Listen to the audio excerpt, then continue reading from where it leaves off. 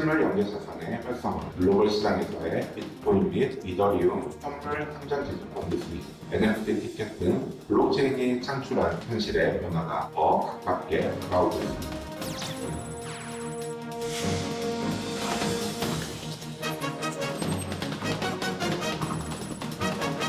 대체적으로 이런 제휴 사업 위주로 해서 영업을 해왔기 때문에 단독으로 사업을 할 때 그게 얼마나 효과적일지.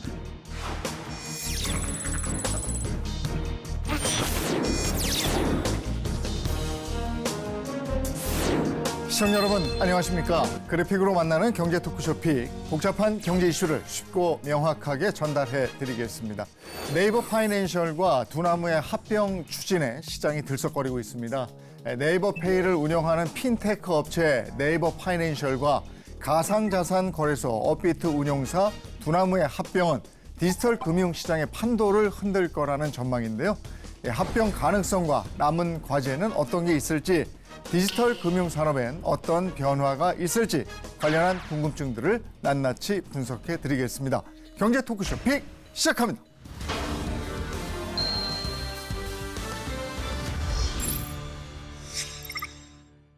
네, 오늘 함께해 주실 분들 소개해 드리겠습니다. 먼저 홍기훈 홍익대학교 경영학과 교수 모셨습니다. 어서 오세요. 네, 안녕하세요.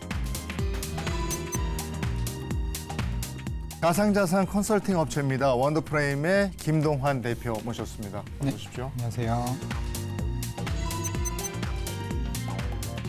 또 이슈를 보다 쉽게 전해줄 현현수 기자도 함께합니다. 어서 오세요. 네, 안녕하십니까. 네이버 파이낸셜과 두나무의 합병 참 주목받고 있죠. 어떻게 보면 새우가 고래를 삼켰다 이런 얘기를 해요. 어떻게 된 겁니까? 네, 네이버 파이낸셜보다 두나무의 기업 가치가 훨씬 크기 때문입니다. 금융감독원에 따르면 지난해 네이버 파이낸셜이 올린 영업이익은 1,034억 원, 자산 총액은 3조 8,979억 원이었습니다. 같은 시기에 두나무의 영업이익은 1조 1,863억 원, 자산은 15조 3,205억 원에 달했는데요. 인수 대상인 두나무의 가치가 네이버 파이낸셜보다 3배 이상 큰 겁니다. 그동안 알기로는 이게 규모가 큰 데가 작은 데를 합병하는 건데 이번에는 어떻게 반대로 된 거예요? 제 생각에는 계약 방식이 중요한 것 같습니다. 보도상으로 보면은 이제 네이버 파이낸셜의 자회사 형태로 두나무가 인수되는 구조를 가지고 있다 보니까 이런 얘기들이 나오는 것 같은데요. 사업이 실제로 진행되는 과정을 좀 생각을 해본다면 아마도 두나무가 중심이 있을 수 있지 않을까라는 생각을 해봅니다. 어쨌든 9월 말에 합병 소식이 전해지면서 시장이 깜짝 놀랐는데 이렇게 빅딜의 배경이 뭐라고 생각하십니까? 국내외적으로 이제 스테이블 코인이 제도화가 되고 가상자산이나 핀테크 규제 정비 등이 가시화가 되면서 이제 원화 기반 스테이블 코인에 대한 가능성도 많이 나타나고 있거든요. 그러다 보니까 이 플랫폼 기업이랑 가상자산 거래소가 블록체인 인프라 기업들이 결합을 함으로써 이제 웹2에서 웹3로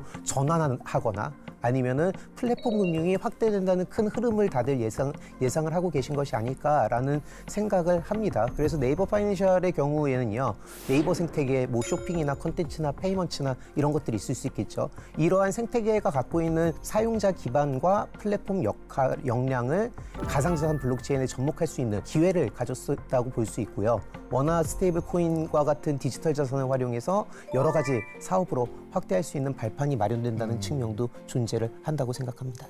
그러면 합병설 이후에 가상자산 시장에 어떤 변화가 있습니까? 뭐 사실 좀 민망하지만 특별한 변화는 없고요. 두 가지 이유가 있는데요. 일단은 국내에서는 네이버라는 이제 큰 기업이 껴있다 보니까 주목도가 좀 높아지는 것 같은데 글로벌 가상자산 시장에서는 네이버는 그다지 존재감이 없는 기업이고 그렇기 때문에 오히려 이제 업비트적인 두나무적인 측면에서의 좀 주목도가 높고요.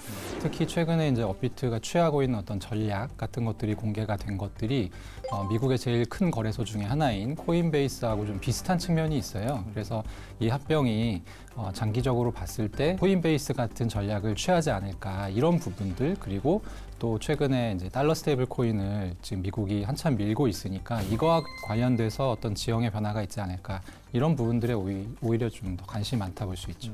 교환 가치로 보면 두나무 한 주당 네이버 파이낸셜 3주 이렇게 적용된다고 전해졌어요. 그러면 지분 구조는 어떻게 되는 겁니까? 네, 두 회사의 합병 비율을 1대 3으로 보고 네이버 파이낸셜과 두나무의 주식수를 각각 1000주라고 가정해 보겠습니다. 이 두나무와 1대 3으로 주식 교환을 하려면 네이버 파이낸셜을 3000주의 주식을 새로 발행해야 하는데요. 네이버 파이낸셜의 주식수가 4000주로 늘어나는 셈입니다. 현재 네이버 파이낸셜의 최대 주주는 네이버인데 신주를 발행하면 69%였던 네이버의 지분율이 17.25%로 줄어듭니다. 대신 두나무 주주들은 상당한 네이버 파이낸셜 지분을 가져가는데요. 두나무의 25.53% 지분을 보유한 송치영 회장이 네이버 파이낸셜 주식의 19.15%를 차지해 최대 주주가 되는 겁니다. 여기에 두나무 2대 주주인 김형년 부회장의 몫까지 감안해야 하는데요.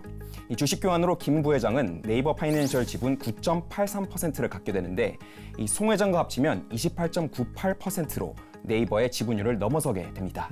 이게 지금 확정안은 아닌 거죠? 아니죠. 실제 회사 가치나 뭐 지분 교환 가치나 지분율이나 이런 것들은 아직 결정된 바가 없다라는 거를 먼저 꼭 생각을 하시면 좋을 것 같고요. 교환 비율이 1대 3이라는 것도 소문입니다. 아직까지는. 근데 만약에 이게 실제로 그렇게 된다면 두나무 측 주요 주주가 합병 이후 다수 또는 최대 지분을 가질 확률이 높게 되거든요. 그러다 보니까는 네이버 파이낸셜은 말씀하셨던 대로 합병 후 14% 정도의 지분이 예상이 되는데 여기서 우리가 고려해야 할 사안은 모회사인 네이버가 딱도 존재를 하고 있습니다. 그러다 보니까 이 네이버와 네이버 파이낸스의 이 지분 구조도 우리가 고민을 해봐야 되고요. 그 하위의 두나무의 지배 구조도 너무 여러 가지 레벨의 지배 구조가 얽혀 있다 보니까 아직 속단하기는 이른 시점이 아닌가라고 생각을 합니다.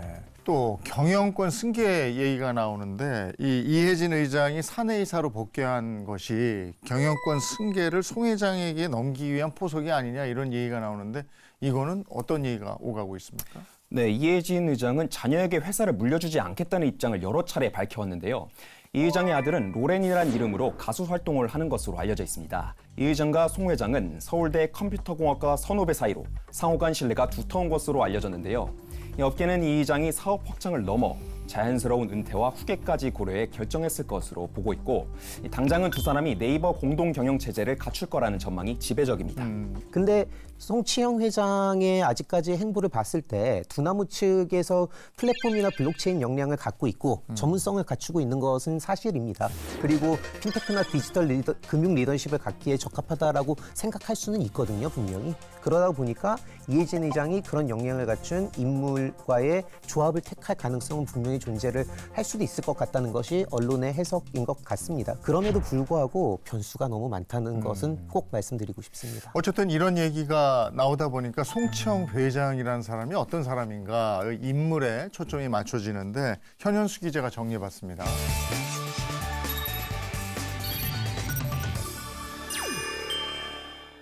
의대를 준비하던 한 과학고 학생이 있었습니다. 이 선택의 기로에서 매스 대신 마우스를 잡은 그는 10년 뒤 한국 최대 가상자산 거래소를 만든 창업자가 됐습니다. 두나무 회장 송치영입니다. 1979년 충남 공주에서 태어난 송치영 회장은 더 넓은 세상을 보라는 부모님의 조언에 의대를 포기하고 공학의 길을 선택합니다. 이 서울대에서 컴퓨터공학을 전공한 그는 기술로 세상을 바꾸겠다는 뜻을 세웠고 병역특례로 근무한 다날에서는 휴대폰 결제 시스템을 개발하며 불법 결제 패턴 탐지 알고리즘으로 특허를 냈습니다. 2012년에는 서울대 선후배들과 두나무를 세워 여러 서비스를 시도했지만 시장 반응은 미미했습니다. 그러나 실패 속에서 기술로 금융을 바꾼다는 신념이 선명해졌습니다. 그 결과 스마트폰으로 주식 정보를 확인할 수 있는 증권 플러스를 내놓으며 모바일 금융의 패러다임을 바꿨습니다. 이 경험은 두나무가 기술 기반 금융 혁신이라는 정체성을 확립하는 계기가 됐습니다. 시간이 지나 2017년 송치영 회장은 블록체인 기술을 접목한 가상자산 거래소 업비트를 출범시켰습니다. 이 편리한 UX와 빠른 매칭 시스템으로 두 달 만에 회원 120만 명을 돌파했습니다. 이후 업비트는 국내 시장 점유율 1위를 유지하며 두나무를 국내 핀테크 상위권으로 끌어올렸습니다. 기술 혁신이 기업 성장으로 이어지며 실적도 상승세를 이어가고 있습니다. 2024년 매출은 1조 7,316억 원으로 전년 대비 70.5% 증가했고 영업이익은 1조 1,863억 원으로 85.1% 늘었습니다. 올해 상반기 연결 기준 매출은 8,019억 원, 영업이익은 5,491억 원으로 각각 1.8%와 11% 증가했습니다. 송 회장은 언론 노출을 거의 하지 않습니다. 이 기술이 말해야 한다는 원칙 아래 시스템의 결과로 신뢰를 쌓겠다는 입장입니다. 사내에서는 타워로 불리며 직급보다 실력, 명령보다 설득을 중시하는 문화를 만들었습니다. 도리와 이치를 뜻하는 한자 도에서 이름을 따왔습니다. 그는 서울대 강연에서 이렇게 말했습니다. 사업이 배라면 시장은 바람이다. 바람이 바뀔 때 배를 띄워야 한다. 송치영이 보는 시장은 예측의 대상이 아니라 변화에 대응하는 구조입니다. 기술이 산업의 흐름을 바꾸는 시점마다 그는 다음 무대를 먼저 준비했습니다. 그 무대는 지금 네이버와의 협업으로 이어지고 있습니다. 만약에 송 회장이 리더로 전면에 나선다. 그러면 네이버는 어떤 변화를 겪게 될까요? 제 생각으로는 플랫폼 결제 가상자산 융합형 슈퍼앱 구조로 갈 수 있지 않을까라는 상상을 좀 해봤습니다. 이거는 사실 소비자의 금융 이용 루트가 크게 바뀔 수 있다라는 의미인데요. 검색, 콘텐츠, 쇼핑, 결제, 암호화폐 거래, 자산 관리까지 네이버 생태계 내에서 원스톱 서비스가 가능해지는 생각을 갖고 있을 수 있다. 지배 구조에서도 마찬가지로 두나무 측의 이 체급이 꽤나 크기 때문에 합병 후에 네이버 그룹 내에서의 영향력 균형이 바뀔 수도 있다라는 생각도 해봤습니다. 네이버의 지배 구조까지 흔들 수 있는 이번 합병, 이게 가능하리라고 보십니까? 뭐 이제 합병이 진행되는 거고 얘기가 굉장히 초반이기 때문에 어떻게 될지 지금으로서는 알 수 없다. 그리고 이제 금융당국이 합병에 좀 부정적인 태도를 보일 수도 있는 것이고, 근데 제 개인적으로는 뭐 그럴 일이 있을 것 같지는 않습니다. 오히려 좀 의외였던 거는 뭐였냐면 사실 원화 스테이블 코인 얘기가 한참 많이 나왔었잖아요. 그 과정에서 저는 네이버가 은행을 확보하지 않을까 하는 생각을 했었거든요.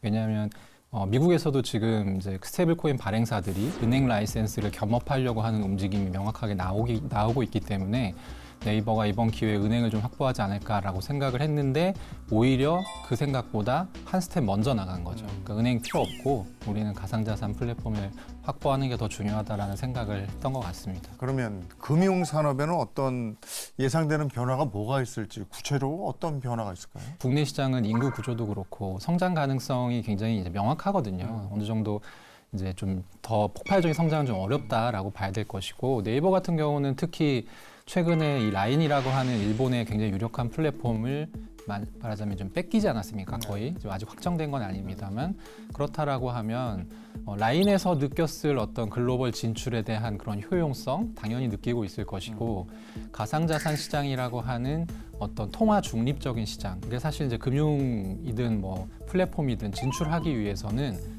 그 원래 가지고 있었던 법정 통화가 무엇이냐가 굉장히 중요하거든요.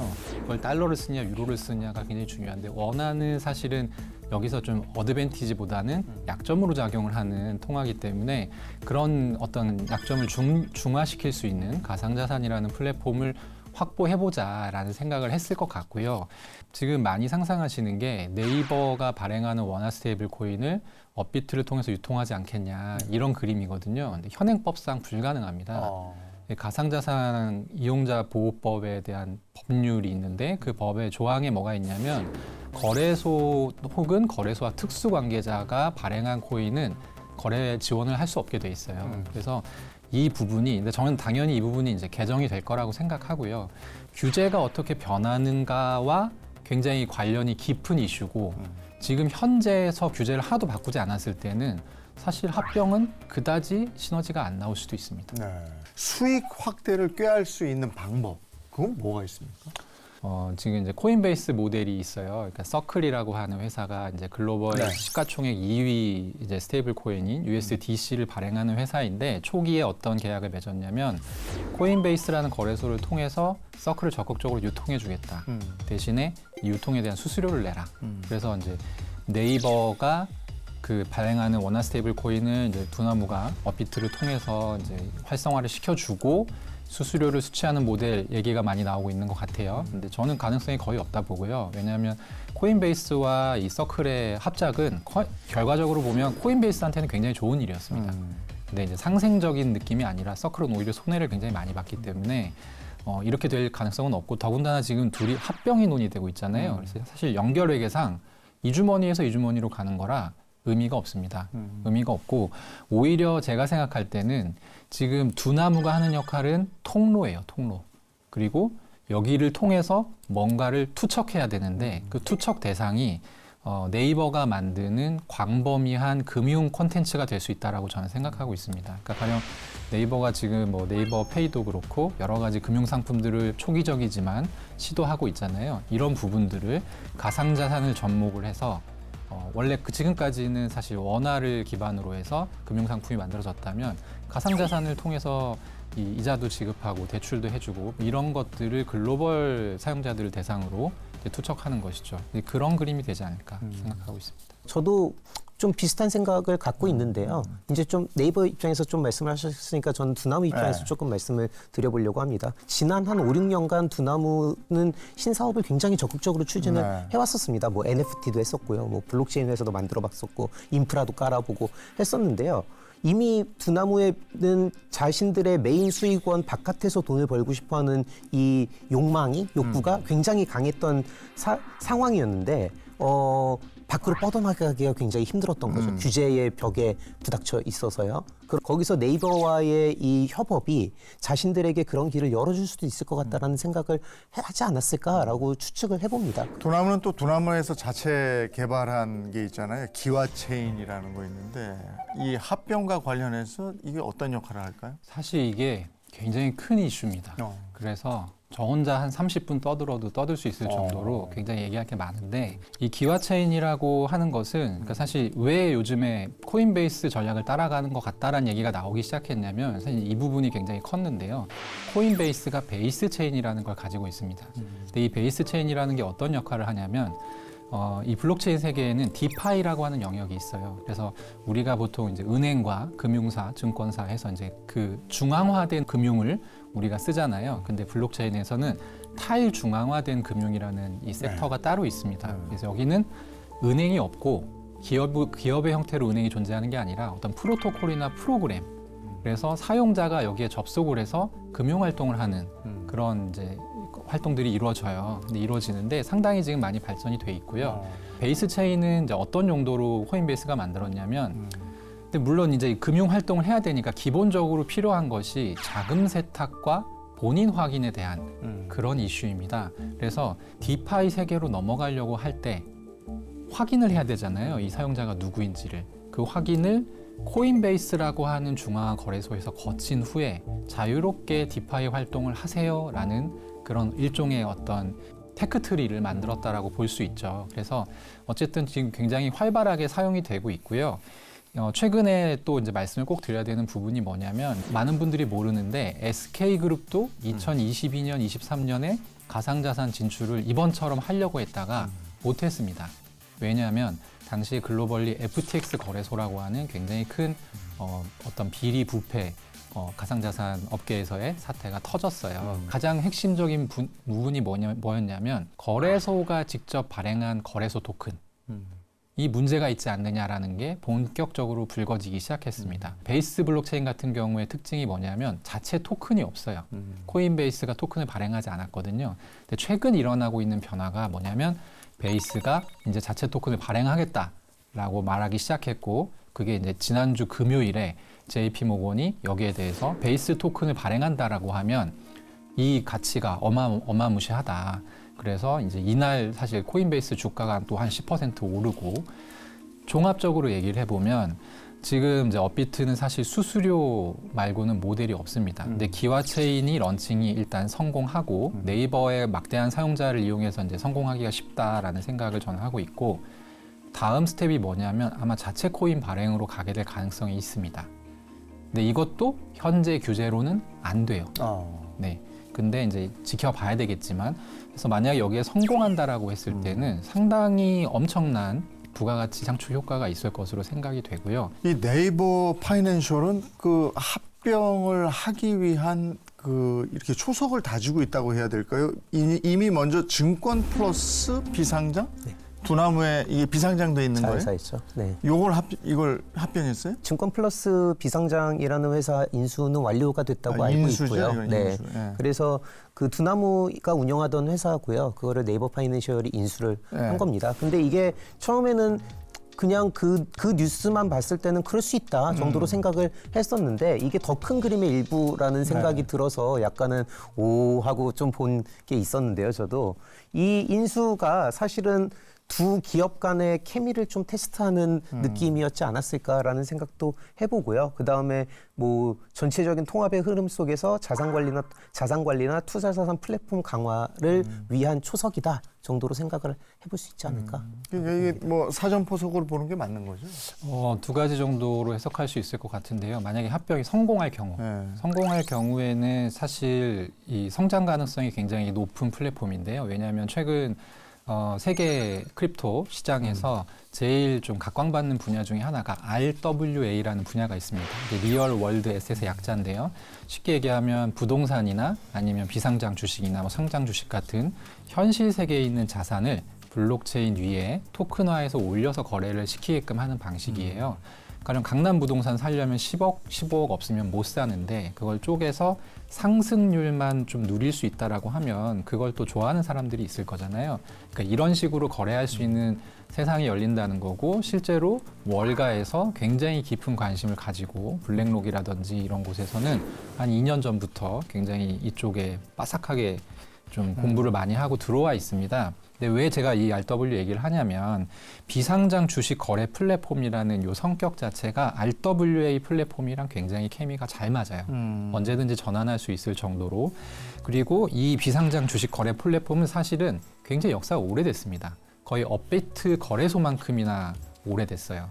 그래서 제가 생각할 때는 이게 이제 두 회사가 잘 맞아 떨어진다라고 했을 때는 이 RWA라고 하는 글로벌 흐름에도 맞고 그리고 당연히 RWA 플랫폼을 따로 키우려고 할 거거든요. 이 두 회사는. 그래서 굉장히 집중적인 어떤 육성이 될 수 있는 플랫폼이 될 것이고 그게 아니라 만약에 만에 하나 합병이 무산된다라고 했을 때는 업비트 입장에서는 이 비상장 주식이라는 이 부분을 덜어내고 가고 싶다. 약간 이런 이제 의사 표현으로 봐야 될 것 같아요. 그래서 양쪽에 어느 쪽으로 가야 될지 이제 해석을 할 수 있는 그런 여지가 좀 열려 있는 상황인데 제가 볼 때는 합병이 무난히 진행이 될 거라고 보고 있고 이것도 이제 RWA 플랫폼으로 진화가 되지 않을까 그렇게 생각하고 있습니다. 지금 워낙 스테이블 코인 제도화가 임박했다 이런 얘기 많이 들리는데 이것도 이번 합병하고 관계가 있는 거예요? 우리나라에서 규제는 굉장히 중요한 역할을 하고 있고요. 그런 맥락에서 이러한 규제가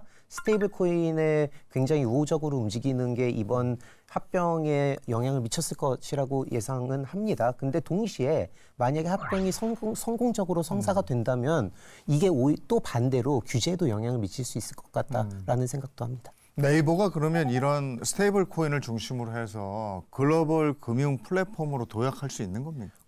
규모나 경험이나 아니면은 뭐 실력이나 모든 면에서 가능은 합니다. 그렇기 때문에 충분히 할 수는 있다고 생각을 하고 특히나 뭐 아시아 시장도 마찬가지고 그 다음에 더 넓게는 유럽 시장도 그렇고 다 열려 있다고 생각은 하는데요. 중요한 부분은요. 네이버 두나무가 이제 가져올 합병이 성공적으로 된다면 그 모델이 얼마나 지금 가지고 있는 모델들과 차별화될 것이냐의 문제가 있다고 생각을 하는데요. 자꾸 코인베이스 얘기가 나오는 거는 어떻게 보면은 대중이나 아니면 언론의 상상력이 아직은 좀 부족한 게 아닐까라고 생각을 하고요. 네이버 두나무의 합병이 만약에 성사가 된다면 그 모델, 차별화된 모델을 끌고 나오는 것이 가장 중요하지 않을까라고 생각을 합니다.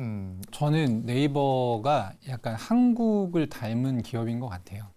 한국이 지금 보면 뭐 이번에 관세 협상 국면에서도 좀 강조가 됐습니다만 되게 특이한 나라예요. 철강도 자체적으로 하고요. 반도체도 만들고요. 조선도 하고요. 그러니까 보면은 대부분 이 중에 하나를 좀 잘하지 여러 가지를 다 같이 하는 나라는 많지 않거든요. 거의 뭐 한국과 중국 정도라고 하던데 네이버가 할 수 있는 게 굉장히 많습니다.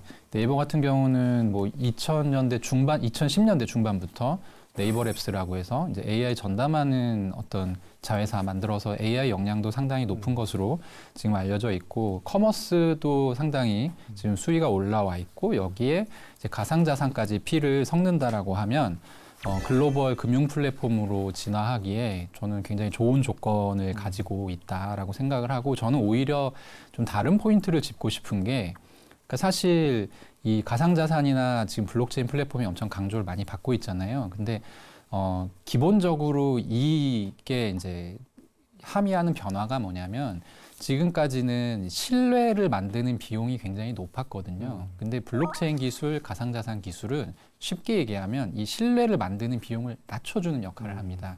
그래서 누가 제일 피해를 보냐면 기존 금융권, 기존 은행이 굉장히 피해를 봐요. 그래서 원화 기반으로 한국 안에서 어떻게 보면 굉장히 이렇게 온실 속에서 사업을 하고 있었던 기존 금융권들이 원화 스테이블 코인이라든지 아니면 달러 스테이블 코인이랑 또 경쟁을 해야 될 텐데 이런 환경 변화에 적응을 못하는 게 문제지 지금 네이버가 이걸 잘할 거냐 못할 거냐는 우리가 걱정할 필요가 전혀 없다. 그래서 아까 말씀하신 네이버가 은행을 어떻게 합병할 거다 이런 생각을 했는데 두나무로 갔다. 네. 이것도 같은 맥락에서 이해하면 됩니다. 그렇죠. 이제 은행을 만약에 확보했다라고 하면 조금 더 원화 스테이블 코인을 발행하기에 수월한 어떤 그런 그림일 텐데 그런 그림이 아닌 것이죠. 그러니까 제가 볼 때는 네이버의 지금 관심사는 국내가 아닙니다. 이 합병설이 흘러나온 지가 어쨌든 한 달이 지났잖아요. 그 협상은 어떻게 되고 있고 어디까지 어떤 과정입니까? 그 이사회 자체는 굉장히 임박했다라고 생각을 하시면 될 것 같고요. 근데 정식 계약 체결이나 공개 발표는 아직 없었고요. 워딩도 보면은 협상을 위한 협상 중이라는 표현이 보이더라고요. 시장에서는 교환비까지 흘러나오면서 주가도 반응을 한 상태다 보니 협의가 많이 이루어진 것은 충분히 추측할 수 있겠으나 최종 리스크는 아직까지 존재하지 않나라는 생각을 해봅니다. 이게 인수합병으로 가면서 이제 주식 교환이 있어야 되잖아요. 일단 포괄적 주식 교환 이게 있어요. 그러면 주주들이 이제 또 있는 거고 거기에 대한 주주들의 불만 이런 건 없습니까? 네, 양사의 주식 교환은 특별결의 대상으로 주총 출석 주주의 3분의 2 이상 찬성이 필요합니다. 두나무는 경영진 지분에 더해 주요 주주들의 동의가 필요한 상황인데요. 이 주요 주주들을 살펴보면 하나투자증권, 카카오 인베스트먼트, 우리기술투자 등이 초기부터 두나무 성장에 자금을 댔습니다. 이 하나투자증권은 현재 복수의 글로벌 투자은행과 접촉해 지분 매각 가능성을 타진 중인데요. 최소 10배 이상 평가이익을 실현할 수 있는 상황입니다. 또 다른 주주인 카카오 인베스트먼트도 네이버페이와 카카오페이의 경쟁 관계를 의식해 반대표를 던질 가능성을 배제할 수 없는데요. 이 또한 네이버 파이낸셜 지분 30%를 보유한 미래에셋금융그룹과 두나무 지분을 가진 하나투자증권 등 재무적 투자자들의 이해관계가 맞물리면서 향후 협상 과정에서 어떤 요구가 나올지가 관심입니다. 근데 이번에 국감에서 네이버하고 두나무 합병 과정에서 미공개 정보 이용해서 시세 조정 의혹이 있다 뭐 이런 게 있잖아요. 네이버하고 두나무 주가입니다. 네이버 주가 보면은 거래 가격이 확 뛰었어요. 거래량 확 늘었습니다. 그 다음에 두나무 주가도 보면 똑같습니다. 근데 문제는 네이버 거 다시 보세요. 뉴스 발표는 15시에 났습니다. 15시에 났어요. 그런데 오전 10시 40분부터 거래량이 뛰고 급상승합니다. 이것이 미공개 정보 시세 조작 아닙니까? 그런데 문제는 네이버는 공식적이지 않다는 거예요. 풍문이다, 미학적이다.